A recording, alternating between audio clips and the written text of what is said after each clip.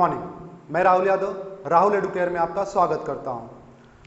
दोस्तों, आज 5 सितंबर है, टीचर्स डे के रूप में इसे सेलिब्रेट किया जाता है। और टीचर्स डे के लिए मैं उन सारे टीचर्स को जो कि आपको या तो ऑफलाइन पढ़ाते हो, स्कूल में पढ़ाते हो, कोचिंग पढ़ाते हो, ऑनलाइन पढ़ाते हो, उन सभी टीचर्स को आज तहे दिल से मैं नमन करता हूं। ठीक है।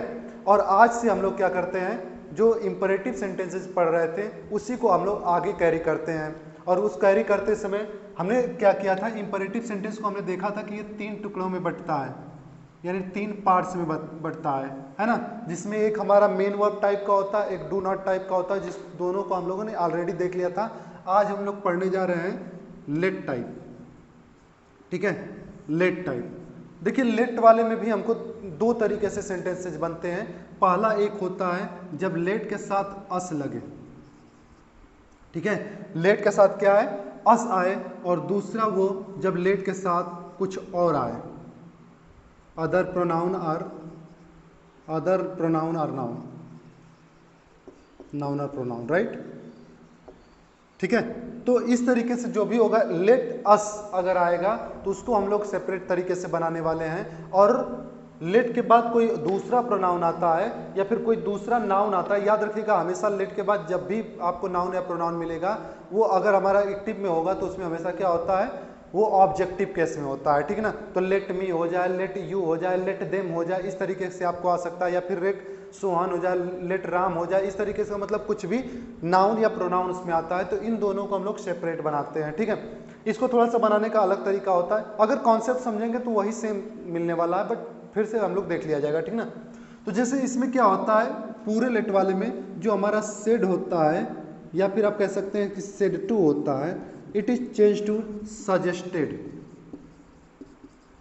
और प्रपोज्ड। ठीक है, सजेस्टेड और propose according to situation of the tenses और condition of the sentences you can change other words also. ठीक है, पहले हमें बस इतना देखना है कि ये जो होते हैं ये कंफर्म है कि इतना ये मैक्सिमम यूज होते हैं। ठीक है, उसके अलावा जैसे सेंटेंस का सेंस आएगा वैसे हम लोग इस चीज को चेंज करते रहते हैं। ठीक है, और इसमें क्या होता है, जब हम कॉमा और इन्वर्टेड कॉमा हटाते हैं, यानी कि हम कंजंक्शन लगाते हैं, तो वहां पे कंजंक्शन हमारा 2 तरीके का होता है, या तो हम टू लगाते हैं या तो हम डैट लगाते हैं। बात समझ में? या तो हम टू लगाएंगे या तो हम क्या करेंगे, डैट लगाएंगे। बात समझ में? जैसे अगर हम लोग कुछ एग्जांपल्स देख ले, he said to me, he said to me, let me solve this question, let me solve this question. ठीक है, तो ऐसे सेंटेंसेस जब मान लीजिए आपके पास है, जैसे और एक आध एग्जांपल लेते हैं, she said to a father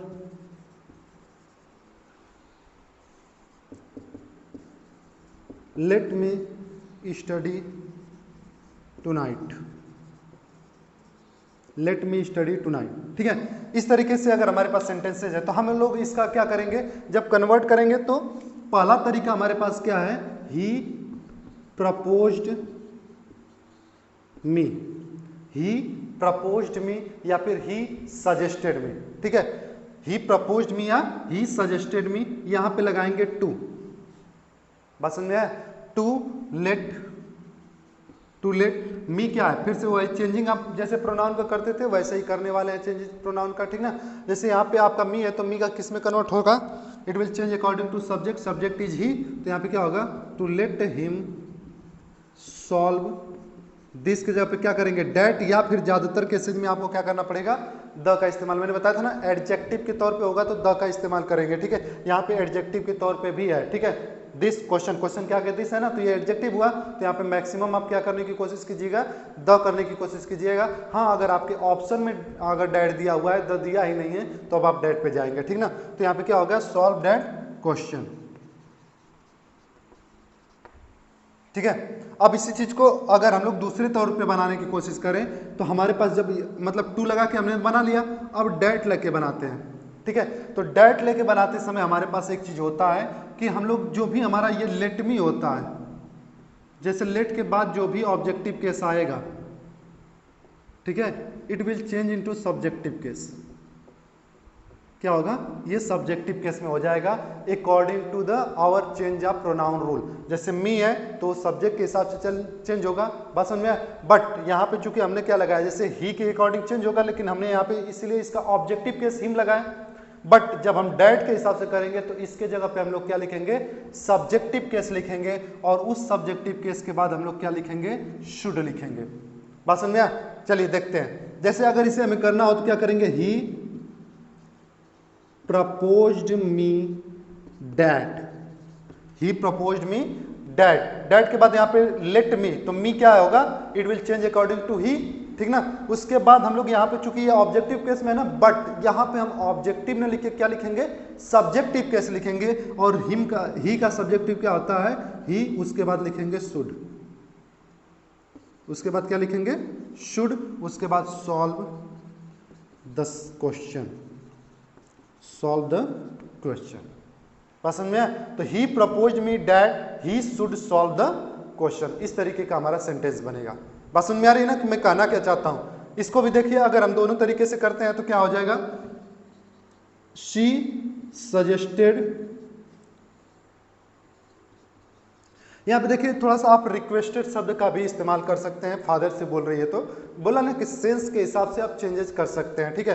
तो she suggested her father to let me, see के अकॉर्डिंग यानी कि क्या हो जाएगा ऑब्जेक्टिव केस हर, तो let her study that night, that night, tonight का दैट नाइट होता है ना। अगर इसी को हम लोग डैट के अकॉर्डिंग बनाना चाहे तो क्या बनेगा, सी सजेस्टेड हर फादर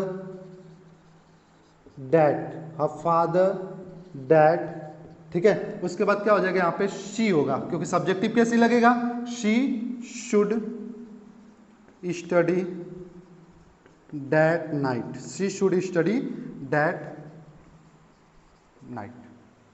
बात समझ में आई।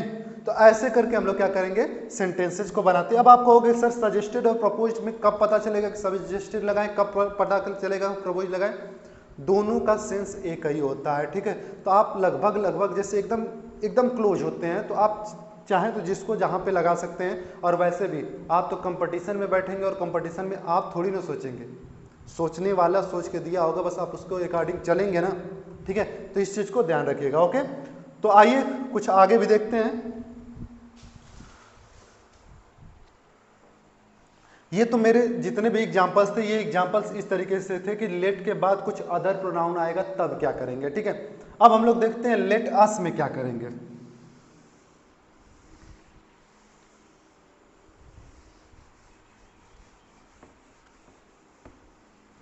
ठीक है, देखिए इसमें क्या करेंगे लेट अस वाले में। लेटस में जो कॉमा इन्वर्टेड कॉमा होगा, ठीक है, ये भी टू और डेट में आएगा, ठीक ना। हम लोगों को क्या करना है, हम देखेंगे लेट अस जहां पे होगा, जब भी आपको लेट अस मिलेगा, ठीक है, तो आप हमेशा सबसे पहले देखने जाएंगे किसको, रिपोर्टिंग को, रिपोर्टिंग स्पीच को देखेंगे, ठीक है। किसको देखेंगे, रिपोर्टिंग स्पीच को। और रिपोर्टिंग स्पीच में क्या देखेंगे, वेदर सब्जेक्ट और ऑब्जेक्ट, कोई भी, चाहे वो सब्जेक्ट हो चाहे वो ऑब्जेक्ट हो, अगर वो फर्स्ट पर्सन है, उनमें से कोई एक भी फर्स्ट पर्सन है, जैसे हो सकता है कि एक यू हो और एक मी हो, एक ही हो एक आई हो, ठीक है। तो इस तरीके के जब सेंटेंसेज आपको मिलते हैं, यानी कि फर्स्ट पर्सन के साथ साथ कोई भी हो, फर्स्ट पर्सन अगर होगा तो उस समय हम लोग क्या करेंगे, वहां पे लिखेंगे, फर्स्ट पर्सन होगा तो वी शुड, क्या लिखेंगे, वी शुड। लेटस की जगह पे क्या लिखेंगे, वी शुड। बात समझ में। अगर हमारे पास सेकेंड पर्सन हो, मतलब फर्स्ट पर्सन न हो, तब जैसे दोनों हो, फर्स्ट पर्सन भी हो सेकेंड पर्सन भी हो, तो हम हमेशा प्रायोरिटी फर्स्ट पर्सन को देंगे, ठीक है। अब फर्स्ट पर्सन नहीं हो और सेकेंड और थर्ड पर्सन हो, तो हमेशा प्रायोरिटी किसको देंगे, सेकेंड पर्सन को देंगे। और सेकेंड पर्सन अगर होगा तो उस समय आप क्या लिखेंगे, उस समय लिखेंगे यू शुड। किसके जगह पे, लेट अस के जगह पे क्या लिखेंगे, यू शुड। पसंद में। जैसे मान लीजिए कि अब इन दोनों नहीं हो, तो फिर हमारे पास ऑप्शन क्या बचता है कि थर्ड ही पर्सन रहे सब। तो थर्ड पर्सन जब होगा तो उस समय हम लोग क्या लिखेंगे, उस समय लिखते हैं दे शुड, ठीक है। कारण क्या होता है ना, देखिए अब सिंपली समझिए कि आखिर ये सारे चेंजेस होते क्यों हैं, ठीक है। लेट अस, जैसे मैं एक एग्जांपल ले लूं,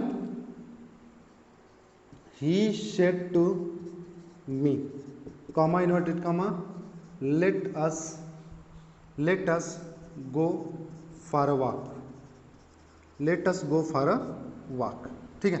ये मान लीजिए हमारे पास सेंटेंस है, let us go for a walk, ठीक है ना। तो हमारे पास क्या है यहाँ पे, जैसे आप कह सकते हो कि ही सजेस्टेड मी दैट, अब अस जो होगा it will change according to he, है ना।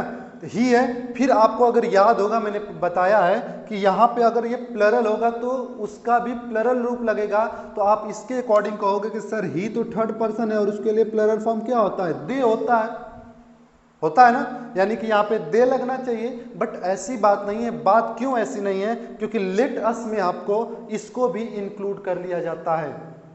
जैसे आप किसी से कह रहे हो चलो ये किया जाए, चलो खेलने जाए, चलो पढ़ा जाए, चलो लिखा जाए, ठीक है, चलो मूवी देखने चलते हैं, तो मूवी देखने चलते हैं में जैसे आप तो थर्ड पर्सन हो गए, कहने लगे, बट जिससे कहोगे उसको भी उस काम में इंक्लूड करने के लिए कह रहे हो ना, जिसको भी आप जिससे बातें करोगे उसे भी आप इंक्लूड कर रहे हो, तो अब ये मी भी इंक्लूड हो जाएगा, और मी का मतलब फर्स्ट पर्सन इंक्लूड हो जाएगा। तो हमेशा प्रायोरिटी हम किसको देंगे, फर्स्ट पर्सन को देंगे, इसलिए फर्स्ट पर्सन वाला जो प्लरल रूप होगा उसे लिखेंगे, और फर्स्ट पर्सन का प्लरल रूप क्या होता है, वी।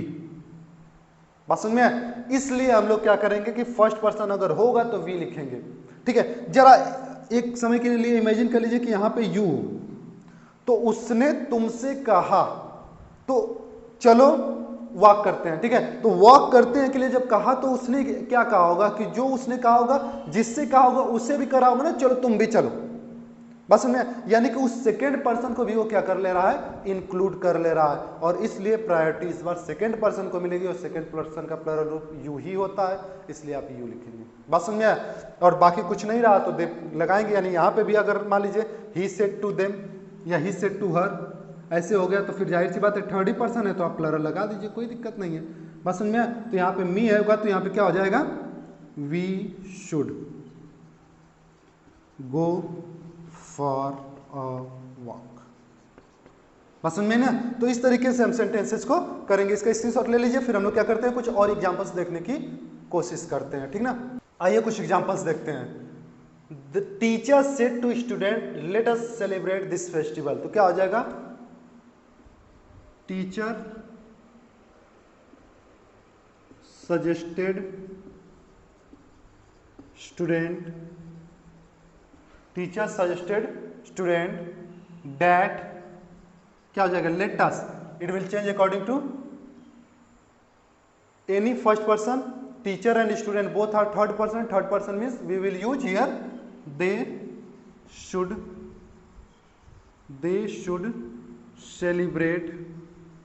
शुड सेलिब्रेट दिस के बजाय क्या हो जाएगा, द फेस्टिवल। अब दैट भी लगा सकते हैं, मैं बार बार बता रहा हूं, एडजेक्टिव होगा तो द का यूज ज्यादातर होता है, ठीक ना। Let me ask him have you stolen my watch, तो यहां पे क्या हो जाएगा, ये चूंकि हमारा रिपोर्टेड है तो इसको रहने देते हैं, लेट मी आस्क हिम। अब have you stolen my watch, तो ये क्या है आपका इंट्रोगेटिव टाइप है ना, यस और नो, सिंपल इंट्रोगेटिव। तो यहाँ पे हम लोग क्या लगाते हैं, इफ या वेदर लगाते हैं, तो यहाँ पे क्या हो जाएगा, if you will change according to object is him, so we will use here इस subjective case he, और उसके बाद हैज का क्या हो जाता है, had stolen, my means it will change according to subject is me, right। आप कहोगे सर ये ऑब्जेक्टिव केस में, बट लेट के बाद ये आया हुआ है, यही सब्जेक्ट का काम कर रहा है, ठीक है। तो यहाँ पे क्या हो जाएगा आपका, माई का माही रह जाएगा, माई वॉच, ठीक है। तो ये आपका सेंटेंस हो जाएगा, ठीक है।